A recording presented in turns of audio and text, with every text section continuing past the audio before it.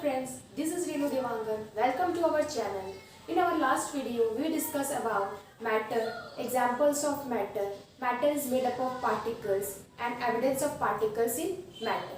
In our this video, we will study characteristics of particles of matter. So, the first characteristics is matter is made up of very small particles.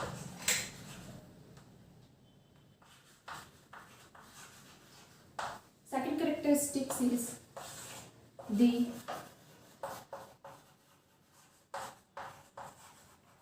particles of matter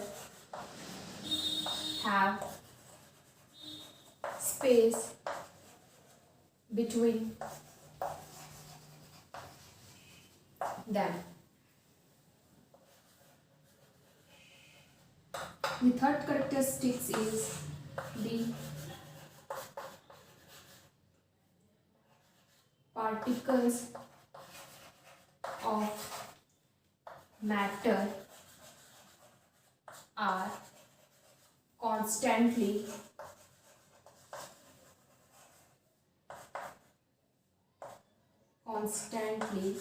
moving. And the last characteristic is that the particles of matter attract each other.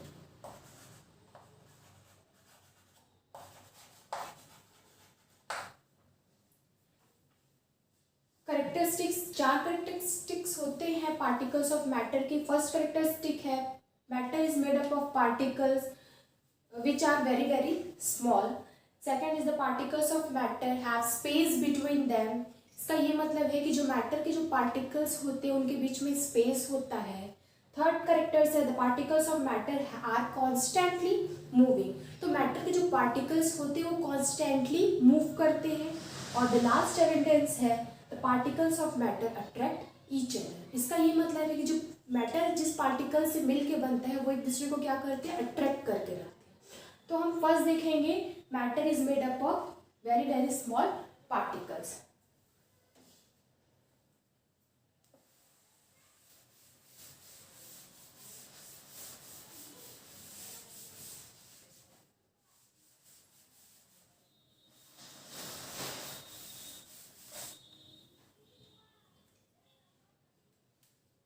इसके लिए एक experiment देखेंगे हम. किसका experiment देखेंगे, potassium permanganate KMnO4 plus water.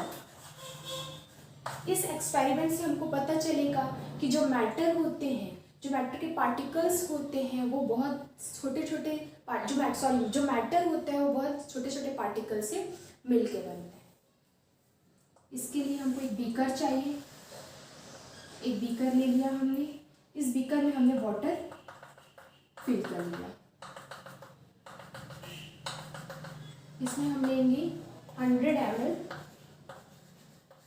Water. Water को हम H2O से रिप्रेजेंट करते हैं. यहाँ पे इस बीकर में हमने 100 ml वाटर लिया है.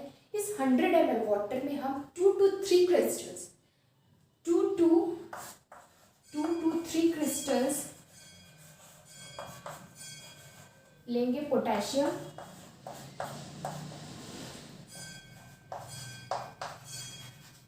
परमैंगनेट का.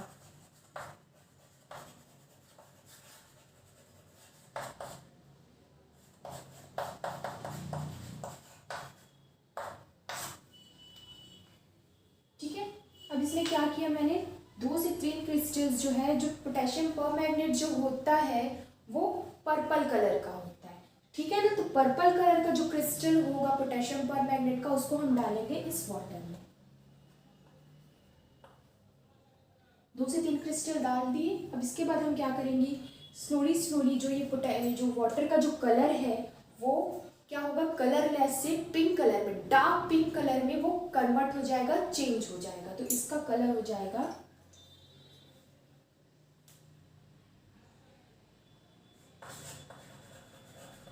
Dark pink colour.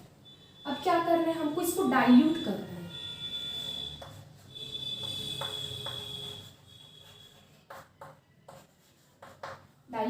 डाइल्यूट कैसे करेंगे हम, डाइल्यूट करने के लिए हमको किसी भी चीज को डाइल्यूट करने के लिए हम क्या करते हैं, उसमें वाटर मिक्स करते हैं। तो अब इसमें क्या करना है हमको, इससे हमको 10 ml इस पोटेशियम परमैंगनेट और वाटर का जो सॉल्यूशन है उससे हमको 10 ml निकालना है।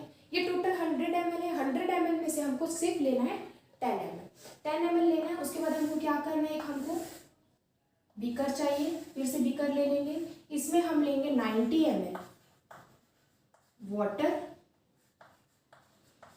प्लस 10 ml ये जो प्रीवियस सॉल्यूशन है, ये PS से डिनोट की हूँ मैं, प्रीवियस सॉल्यूशन से 10 ml हमको लेना है। तो टोटल कितना हो जाएगा, ये टोटल हो जाएगा 100 ml। ठीक है, यहाँ पे देखो ये जो कलर होगा इसका, जो वाटर का वो डार्क पिंक होगा।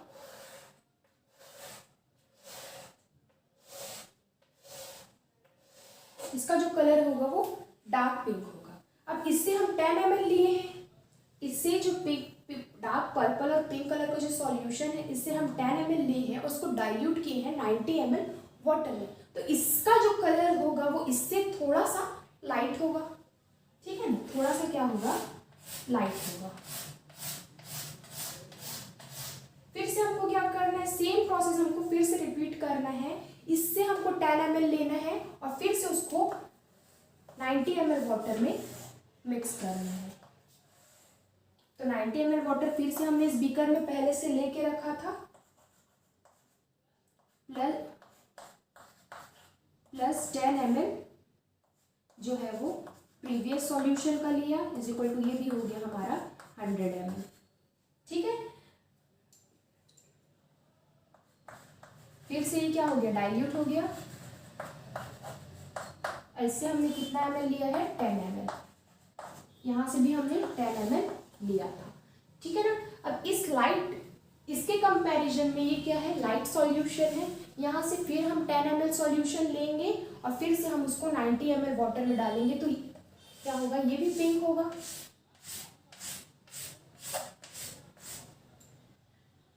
लेकिन इसके कंपैरिजन में ये जो होगा वो लाइट पिंक होगा। फिर से हमको ये सेम प्रोसेस रिपीट करना है, फिर से डाइल्यूट करना है हमको।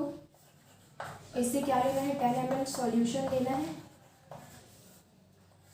फिर हमको 90 ml वाटर यहाँ से पहले लेके रखना है, प्लस 10 ml जो होगा वो प्रीवियस सॉल्यूशन का हमको यहाँ पे लेना है। तो ये भी टोटल 100 ml हो जाएगा। अब यहाँ पे देखो, आपके पास 1, 2, 3 और 4 बीकर हैं। चारों बीकर में आपको सॉल्यूशन दिखेगा पिंक कलर का। जब कंसंट्रेशन है, कंसंट्रेशन जो इसका होगा पोटेशियम परमैंगनेट में, इसका जो कंसंट्रेशन वो होगा वो हाई होगा, फिर इसमें लो होगा, इसमें और लो होगा और उसमें सबसे कम होगा। तो ये हमारा कंसंट्रेटेड सॉल्यूशन हो गया और वो जो लास्ट में हमको दिख रहा है वो हमारा डाइल्यूट सॉल्यूशन हो गया। आप आगे भी प्रोसेस को रिपीट कर सकते हैं। आगे भी क्या होगा, उस लास्ट वाले बीकर से आपको 10 ml लेना है और फिर एक अलग बीकर लेना है, उसमें आपको 90 ml वाटर रखना है और उस 90 ml वाटर में आप 10 ml इस फोर्थ बीकर का जो वाटर सॉल्यूशन डालेंगे वो मिक्स होगा और फिर से वो लाइट पिंक कलर में कन्वर्ट हो जाएगा। ये आप देख रहे हैं, ये जो प्रोसेस हम रिपीट कर रहे हैं। अब आप ध्यान दीजिए कि इसमें से इस जो स्टार्टिंग बीकर हमने लिया था उसमें मैंने सिर्फ 10 ml वाटर जो है वो निकाला था, बाकी के 90 ml इसमें अभी भी प्रेजेंट है। तो 10 ml ही वाटर इतने सारे वॉल्यूम ऑफ वाटर को क्या कर रहे हैं, पिंक कलर में या पर्पल कलर में कन्वर्ट कर रहे हैं। तो आप सोचिए कि 90 ml और इसमें प्रेजेंट है, तो वो 90 ml और कितने वाटर को पर्पल या पिंक कलर में कन्वर्ट कर सकते हैं। तो अब इसे हमें 3 से 4 या फिर 2 से 3 छोटे छोटे पर्पल कलर के क्रिस्टल्स लिए थे और जो पर्पल कलर का जो क्रिस्टल्स है वो छोटे छोटे मिलियंस ऑफ छोटे छोटे पार्टिकल से मिलके बनता है, तभी ना ये इतने सारे वॉल्यूम ऑफ वाटर को क्या कर रहे हैं, पर्पल कलर में कन्वर्ट कर रहे हैं। तो अब ये देखिए कि जो पार्टिकल जो जो पोटेशियम परमैंगनेट है का जो क्रिस्टल है वो मैटर है, और मैटर इतने सारे वॉल्यूम्स ऑफ वाटर को पर्पल कलर में कन्वर्ट कर रहे हैं। इसका ये मतलब हुआ कि मेटल जो होते हैं वो स्मॉलेस्ट छोटे छोटे पार्टिकल से मिलके बनते हैं, इसलिए वो इतने वॉल्यूम ऑफ वाटर को क्या कर रहे हैं, पर्पल कलर में कन्वर्ट कर रहे हैं। तो ये फर्स्ट कैरेक्टरिस्टिक यहाँ से आपका क्लियर हो गया। अब हम देखेंगे second characteristic.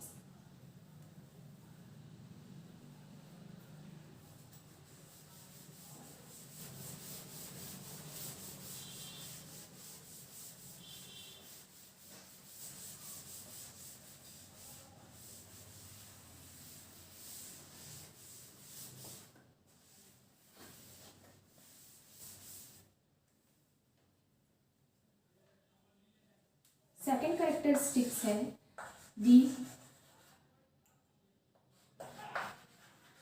particles of matter have space between them। ठीक है ना, तो जो मैटर के जो पार्टिकल्स होते हैं उनके बीच में, इस कैरेक्टरिस्टिक से क्या पता चला, जो मैटर के जो पार्टिकल्स होते हैं उनके बीच में स्पेस होता है। तो हम देखते हैं कैसे। अब इसके लिए भी हमको एक्सपेरिमेंट करना होगा, और एक्सपेरिमेंट के लिए हमको चाहिए सिंपल सा एक्सपेरिमेंट ही है। एक्सपेरिमेंट आप अपने घर पे भी कर सकते हैं। इस एक्सपेरिमेंट के लिए आपको चाहिए बीकर, वाटर और शुगर। तो देखिए क्या क्या है एक्सपेरिमेंट में। इस एक्सपेरिमेंट के लिए चाहिए हमको वाटर प्लस शुगर। देखिए अब एक बीकर ले लिया हमने, ठीक है। इस बीकर में मैंने 100 ml वाटर ले लिया, 100 ml H2O, ठीक है। इस 100 ml H2O में मैं डालूंगी 50 ग्राम्स ऑफ शुगर।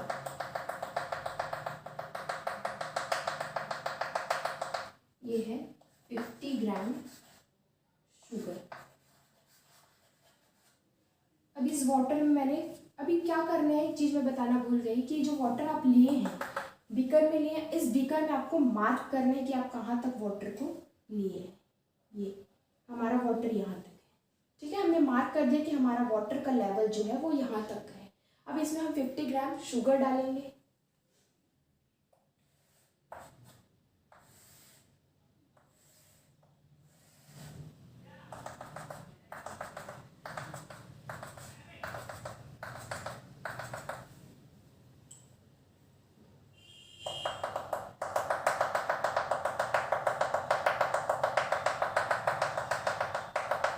शुगर हमने डाल दिया। शुगर डाल के हम इसको क्या करेंगे, ग्लास रॉड से स्टर करेंगे, घुमाएंगे, ठीक है ना। ग्लास रॉड से स्टर करेंगे तो क्या होगा, जो शुगर है वो इसमें वाटर में डिजॉल्व हो जाएगा। ये हमारा मार्क किया हुआ है, ठीक है। देखते हैं क्या होता है इसके बाद।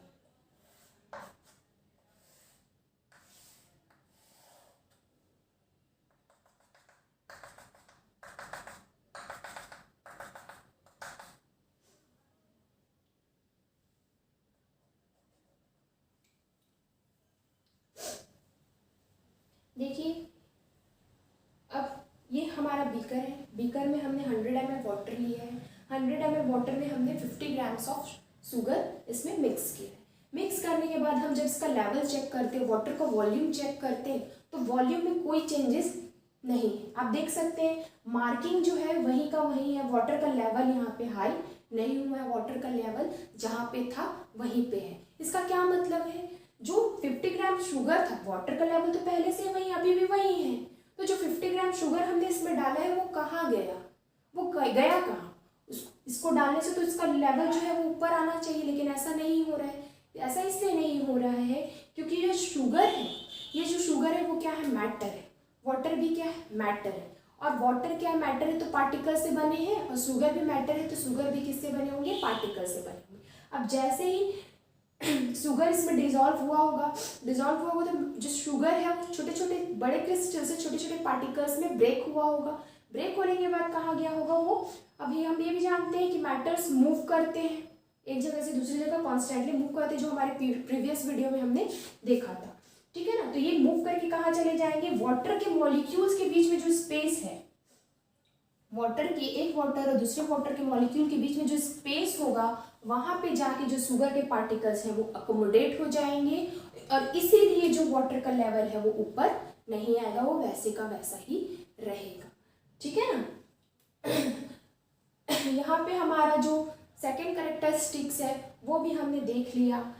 अब हमारे नेक्स्ट कैरेक्टरिस्टिक्स देखेंगे, जो कि है, जो मैं लिख के आपको बताऊंगी।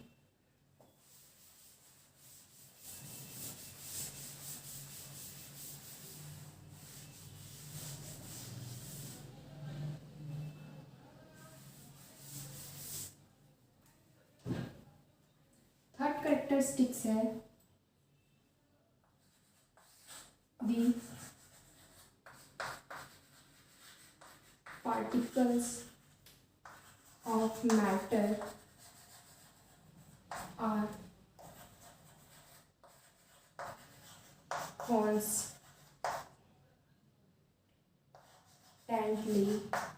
moving।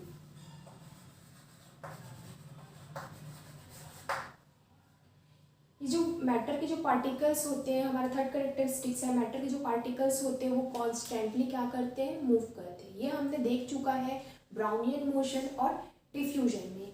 जो एविडेंस है कि पार्टिकल्स मूव करते हैं, इसका बेस्ट रिजल्ट हमको देखने को मिला ब्राउनियन मोशन में और डिफ्यूजन, ठीक है। अब हम इसके दो एग्जांपल्स देखेंगे। फर्स्ट एग्जांपल है incense stick, burning of incense stick, and second example is diffusion of CuSO4 that is copper sulphate in water. तो फर्स्ट एग्जांपल देखते हैं, बर्निंग ऑफ इंसेंस स्टिक।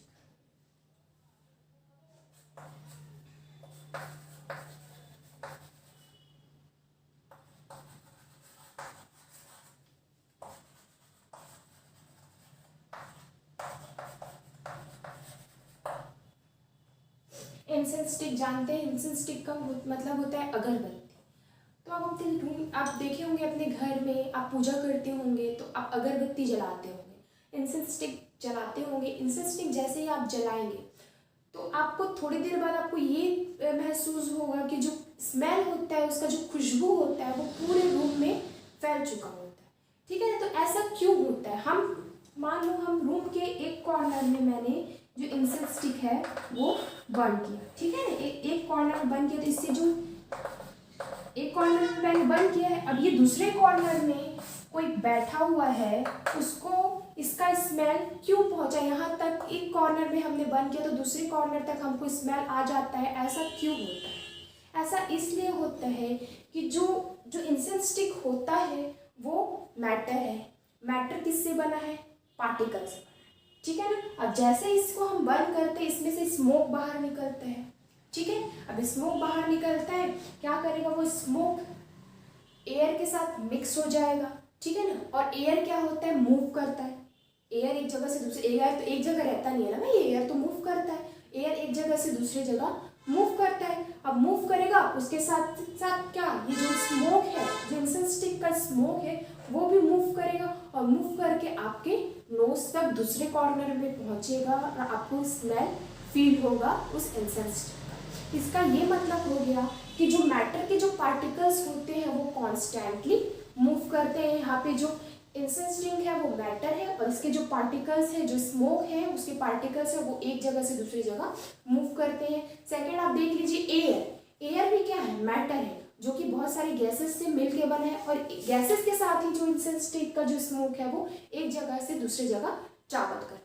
तो ये हमारा जो फर्स्ट एग्जाम्पल वो हमने देख लिया। अब हम देखेंगे हमारा सेकेंड एग्जाम्पल है, जो कि है कॉपर सल्फेट और वाटर का।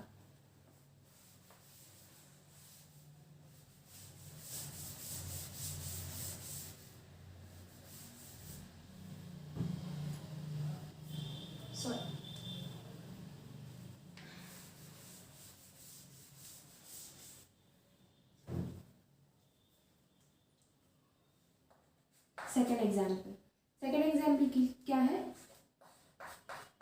Copper sulphate and water.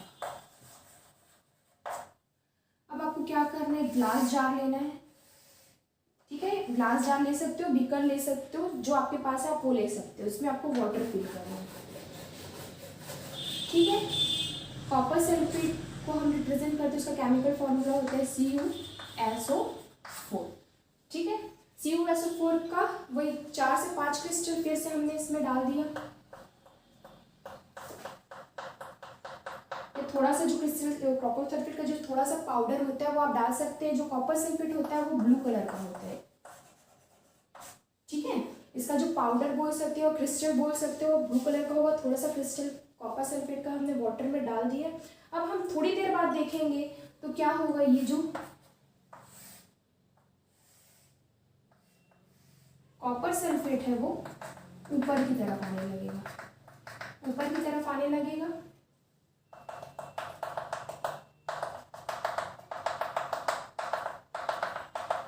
और फिर थोड़ी देर बाद जो पूरे वाटर का जो कलर होगा वो ब्लू कलर का हो जाएगा।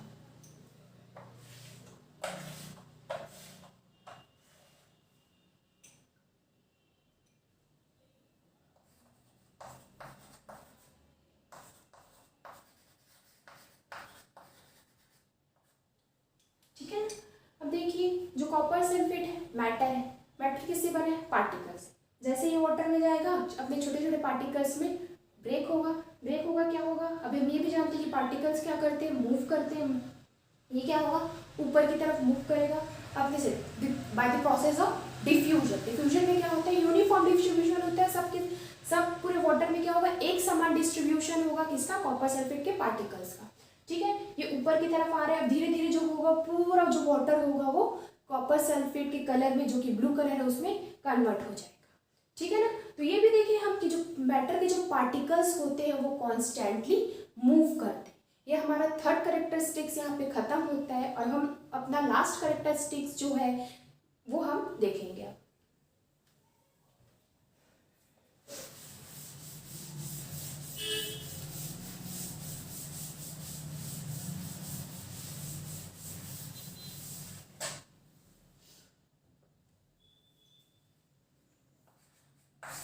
The last characteristics is that the particles of matter attract each other.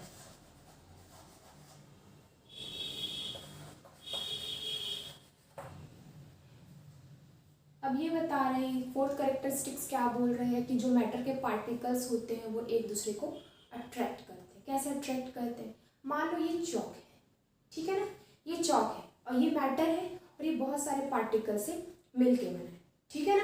अब इसके जो पार्टिकल्स होंगे वो अगर एक दूसरे को अट्रैक्ट नहीं करेंगे तो क्या ये ऐसा होता, नहीं होता। ये पूरा इसके जो पार्टिकल्स होते दूर दूर होते, बिखरा हुआ होता, ये उड़ते रहता। लेकिन ऐसा नहीं हो रहा है, क्यों नहीं हो रहा है, क्योंकि इसके जो पार्टिकल्स है वो एक दूसरे को अट्रैक्ट करके रखे हैं। चलिए देख लेते हैं एग्जांपल के थ्रू।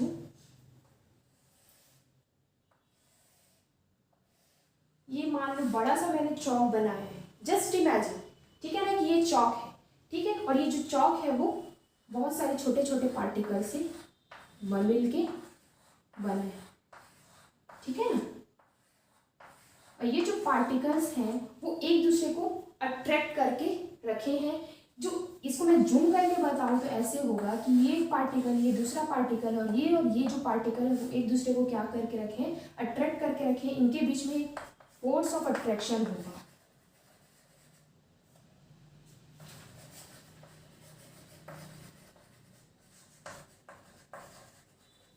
ठीक है ना। इन दोनों पार्टिकल्स के बीच में फोर्स ऑफ अट्रैक्शन होगा और इसी फोर्स ऑफ अट्रैक्शन के कारण क्या होता है, वो एक दूसरे को, जो पार्टिकल्स होते हैं वो एक दूसरे को अट्रैक्ट करके रखते हैं, पकड़ के रखते हैं, ठीक है ना। अब जो सेम मैटर के बीच में जो फोर्स ऑफ अट्रैक्शन होगा उसको बोलेंगे हम कोहेजन। मान लो ये चौक है, ठीक है ना, और चौक के दो पार्टिकल के बीच में जो फोर्स ऑफ अट्रैक्शन होगा उसको हम बोलेंगे कोहेजन, ठीक है ना। तो कोहेजन जो फोर्स होता है वो डिफरेंट डिफरेंट मैटर के पार्टिकल्स में डिफरेंट होता है, इतना क्लियर हो गया, फिर मैं इसको रफ करके आपको बताती हूँ।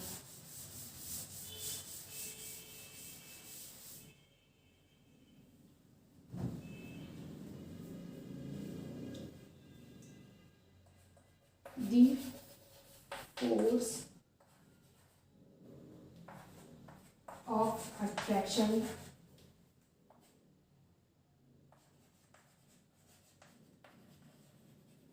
differ from matter to matter। जो फोर्स ऑफ अट्रैक्शन है वो मैटर टू मैटर, अलग अलग मैटर में अलग अलग होगा। किसी मैटर में वो फोर्स ऑफ अट्रैक्शन ज़्यादा होगा, किसी मैटर में वो फोर्स ऑफ अट्रैक्शन कम होगा। फॉर एग्जाम्पल आप ले लीजिए, एक चॉक पीस ले लीजिए,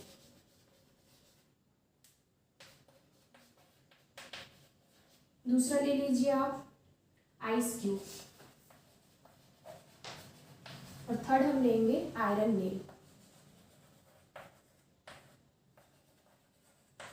ये क्यों लिया है मैंने, ये इसलिए लिया है ताकि हम ये बता सकें कि जो अलग अलग मैटर होते हैं उनमें जो फोर्स ऑफ अट्रैक्शन जो होगा वो अलग अलग होगा।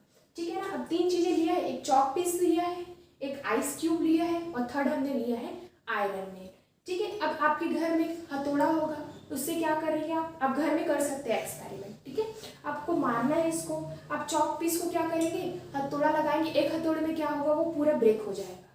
फिर ठीक है सॉरी, हम आइस क्यूब लेंगे, आइस क्यूब के आप 2 या 3 हथौड़ा मारेंगे वो भी ब्रेक हो जाएगा, और आयरन नेल को आप 10 हथौड़े भी मारेंगे तो क्या होगा, वो ब्रेक नहीं होगा। ठीक है ना। तो ऐसा क्यों हो रहा है, ये भी मैटर है, ये भी मैटर है, ये भी मैटर है। तो इसको हमको ज्यादा फोर्स लगा के ज्यादा हैमर करने की जरूरत पड़ रही है, इसको और ज्यादा इसको कम हैमर करने की जरूरत पड़ रही है, इसको इससे ज्यादा हैमर करने की जरूरत पड़ रही है, और इसको तो बहुत ज्यादा। अब 10 बार हैमर्स करेंगे तो भी ये क्या होगा, ये ब्रेक नहीं होगा। तो ऐसा क्यों हो रहा है, ऐसा इसलिए हो रहा है क्योंकि इसमें जो फोर्स ऑफ अट्रैक्शन है, चॉक पाउडर में जो फोर्स ऑफ अट्रैक्शन है, चॉक पीस में जो फोर्स ऑफ अट्रैक्शन है वो सबसे ज्यादा है, कम है। फिर आइस क्यूब में एंड देन आयरन नेल में जो फोर्स ऑफ अट्रैक्शन है वो सबसे ज्यादा है।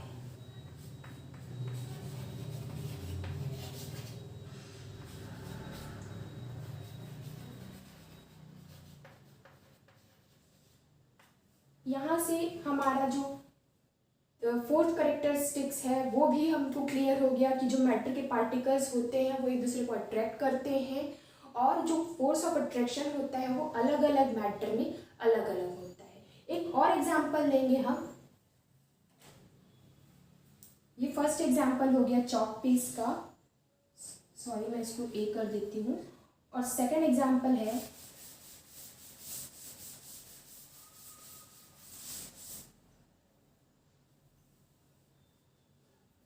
अगर मैं आपसे पूछूं कि सॉलिड, लिक्विड और गैस तीनों में फोर्स ऑफ अट्रैक्शन किसमें ज्यादा होगा, तो आप सिंपली आसानी से बोल सकते हैं कि जो सॉलिड है उसमें फोर्स ऑफ अट्रैक्शन ज्यादा होगा, देन लिक्विड में एंड देन गैस में। ऐसा क्यों, अब आपके पास ये एयर है, ठीक है ना, मैं जहाँ पे खड़ी हूँ यहाँ पे एयर है, जहाँ पे आप होंगे वहां पे भी एयर होगा, तो आप आसानी से यहाँ पे हाथ फेर सकते हैं। क्यों फेर सकते हैं, क्योंकि जो पार्टिकल्स है वो दूर दूर है, यहाँ पे जो गैसेस के जो पार्टिकल्स हैं वो दूर दूर है, तो फोर्स ऑफ अट्रैक्शन कम है, फोर्स ऑफ अट्रैक्शन कम है तो आसानी से हम हाथ यहाँ पे फेर सकते हैं। हम लिक्विड की बात करें तो आप वाटर ले लीजिए, आप मिल्क ले लीजिए, आप जूस ले लीजिए, उसमें आप हाथ फेर के देखिए, आप उसमें भी आसानी से हाथ फेर लेंगे। क्यों, क्योंकि जो लिक्विड जिसपे आप हाथ फेर रहे हैं उसमें भी क्या होगा, जो उसके जो पार्टिकल्स होंगे वो थोड़े दूर दूर होंगे, दूर दूर है तो फोर्स ऑफ अट्रैक्शन कम होगा, पास पास होते तो फोर्स ऑफ अट्रैक्शन ज्यादा होता है। लेकिन सॉलिड में क्या है, सॉलिड में मान लो ये चौक है या फिर आपके पास कोई वुडन बॉक्स है, उसमें मैं हाथ फेरने बोलूँ, आप फेर पाएंगे, नहीं फेर पाएंगे, आपके हाथ में बहुत जोर से लगेगा, ठीक है ना। क्यों नहीं फेर पाएंगे, क्योंकि उसके जो पार्टिकल्स है वो बहुत पास पास है, पास पास है, इसलिए फोर्स ऑफ अट्रैक्शन ज्यादा है, फोर्स ऑफ अट्रैक्शन ज्यादा है, इसलिए इसमें फोर्स ऑफ अट्रैक्शन ज्यादा हुआ, ठीक है ना।